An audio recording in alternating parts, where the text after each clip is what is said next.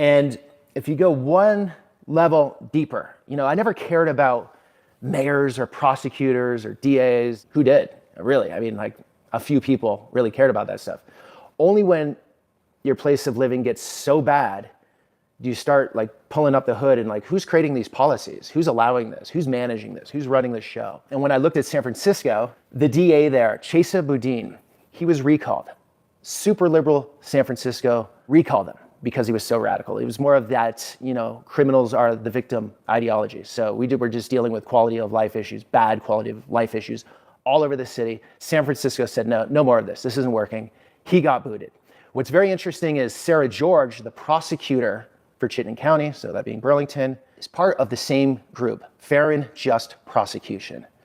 All right, so they have a different approach to what prosecution should be. And let's just call it's way more hands-off. So the results in places like San Francisco or Burlington, where the same style of prosecution is taking place, is things are getting exponentially worse, way worse, with crime in the city and just overall problems. And so here's how it works. Weaken the DA. By doing so, you demoralize the police because the police go out and just deal with the most heinous stuff in society, right? And if they get a criminal, goes through the system, the DA doesn't prosecute, that criminal's back on the street the day later, the police get demoralized over time. Like, what are we doing here? And so a lot of times felonies turn into misdemeanors. Misdemeanors aren't prosecuted. You also need some weak judges in the mix. So this is how you break a system down. If you have a super strong prosecutor and judges that are following the law, then the police department should be in a much better position. We all want excellent policing, right? Nobody likes bad cops or really bad anything. They are doing some of the most difficult work in society, that is for sure. Most of us would not want that job. You couldn't pay me enough to do that job. I can't imagine doing that job. So I have a lot of respect for good cops, and they're needed. And so there's an ideology with some people that, if the police just went away, then society would be safe. And a lot of these people have luxury beliefs.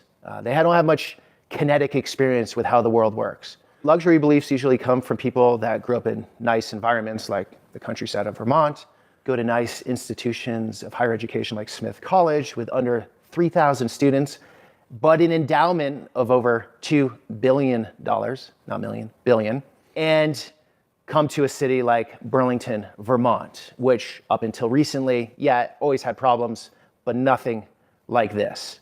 Now, kinetic reality is spending time in the depths of Karachi, Pakistan, or the slums of India, or even a hard-hitting hood in America in one of our inner cities. This sobers things up very quickly. And it's interesting, in a lot of inner city America, the vast majority of citizens want more policing. The criminals don't, but the vast majority of citizens do because they want to go to work, send their kids to school, and live a safer life. And if you don't believe me, go to these places, ask the questions, talk to them, hear what they have to say.